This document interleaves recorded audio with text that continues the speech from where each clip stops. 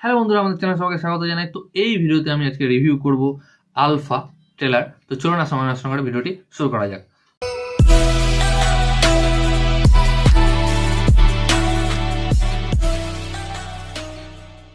তো এই যে আলফা সিনেমাটা, তো এর ট্রেলার তো আগেই দিয়ে দিয়েছে, বাট আমার ভিডিও করতে দেরি হয়ে গেল। তো এই সিনেমাটা নিয়ে প্রচুর কন্ট্রোভার্সি চলছে, কারণ যেহেতু এই সিনেমাটা বানানো হচ্ছে ইয়াশরাজ ব্যানারে। তো ওয়ার 2 ফ্লপ হওয়ার পরে ইয়াশরাজ তো একেবারে যাচ্ছে তাই অবস্থা তার। আর শুধু ওয়ার 2 বলে নয়, রিসেন্টলি তার বেশিরভাগ সিনেমাগুলোই চলছে না। আর ঋত্বিক রোশনের সঙ্গে তার একটা এই স্টুডিওর সঙ্গে ঝামেলা হয়েছে। এবং যেহেতু রিসেন্ট ধুরন্ধর আমরা দেখেছি, কারণ ইয়াশরাজ যেভাবে স্পাই সিনেমা তৈরি করে, ধুরন্ধর সিনেমাটা একদম সেই রকম স্পাই সিনেমা নয়। কারণ যারা দেখেছেন তারা জানেন, ধুরন্ধর 1 হোক বা ধুরন্ধর 2 রিভেঞ্জ হোক, তো এখন অডিয়েন্সরা মাসালা স্পাই সিনেমা দেখতে চায় না, রিয়ালিস্টিক স্পাই সিনেমা দেখতে চায়। তো সেই কারণেই এই সিনেমাটার একটু বিপদে আছে, কারণ এইভাবে ফ্লপ হয়েছে ওয়ার 2, তারপরে ধুরন্ধর 1-2 হাজার কোটি বক্স অফিস দিয়েছে। তার মানে আপনারা জানতে পারছেন যে ইয়াশরাজের মতো স্পাই সিনেমা লোকে দেখতে চায় না, লোকে দেখতে চায় আদিত্য ধারের ধুরন্ধরের মতো স্পাই সিনেমা। তো যদিও আমি এই সিনেমাটাকে ক্রিটিসাইজ করবো না, এই সিনেমাটাকে বলবো না, এই ট্রেলারটাকে ক্রিটিসাইজ করবো না, বলবো না যে এই সিনেমা ট্রেলারটা খারাপ হয়েছে। সিরিয়াসলি বলছি, অনেস্টলি, কারণ মিথ্যে কথা বলে লাভ নেই। যেটা ভালো সেটাকে ভালো বলো, যেটা খারাপ সেটাকে খারাপ বলো। এই যে আলফা সিনেমাটা, এই যে ট্রেলার, এই ট্রেলারটা আমাকে সত্যি ভালো লেগেছে। এবং সে ভালো তো রয়েছে, খারাপ কিছুও রয়েছে, বাট এইরকম নয় যে ওই যেহেতু ইয়াশরাজের ব্যানারে বানানো কিংবা ওয়ার 2 যেহেতু ফ্লপ হয়েছে সেখানে আমি বলে দিলাম যে এই ট্রেলারটা আমাকে ভালো লাগেনি, সেটা একদমই নয়। আর একটা কথা, যে ইয়াশরাজের এই সিনেমা বা স্টোরির যে প্যাটার্ন সেটা চেঞ্জ করতে হবে। একই ঘিসা পিটা ওদের গল্প, র এজেন্ট বারে বারে রোগ হয়ে যাচ্ছে, আরেকটা ভালো র এজেন্টের সঙ্গে লড়াই করছে।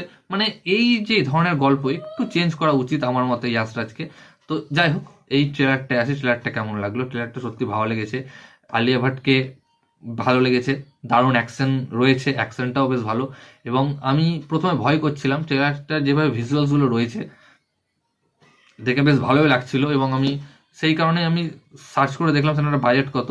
উইকিপিডিয়াতে গুগলে আমি সার্চ করলাম, গুগলে দেখালো 80 কোটি টাকা। তো যদি 80 কোটি টাকা বাজেট হয় সিনেমাটার, তাহলে খুবই ভালো। বাট 80 কোটি টাকা না হয়, যদি 200-300 কোটি টাকা হয়, আমি গ্যারান্টি দিচ্ছি সিনেমাটা ফ্লপ করবে। আর যদি 80 কোটি টাকার মধ্যে বানাই সিনেমাটাকে, আমি হ্যাটস অফ জানাবো যে এই ধরনের একটা সিনেমা 80 কোটি টাকা বানানো হয়েছে। আর যেইভাবে এখানে ববি দেওয়ালকে দেখানো হয়েছে, রিপ্রেজেন্ট করা হয়েছে, দারুণ।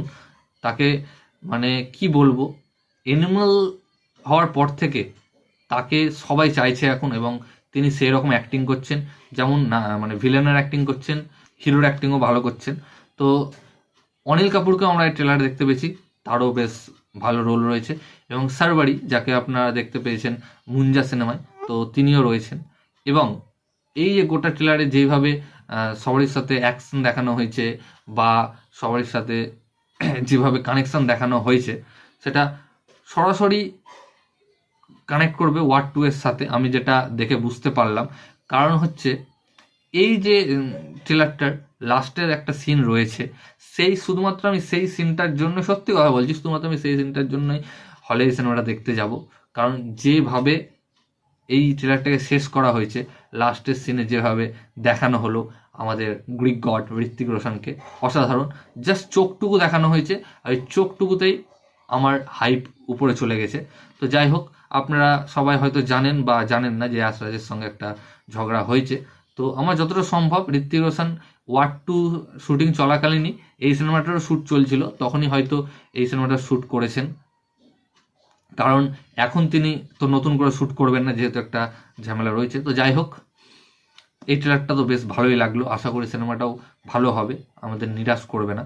তো এই ভিডিওটা গাইস, ভিডিওটা ভালো লাগলে অবশ্যই ভিডিওকে লাইক, কমেন্ট, শেয়ার, আমার চ্যানেলটিকে সাবস্ক্রাইব করুন। আমাকে ইনস্টাগ্রামে ফলো করতে পারেন, লিঙ্ক আমি ডিসক্রিপশনে দিয়ে দেবো। ভিডিওটা দেখার জন্য থ্যাংক ইউ, ধন্যবাদ।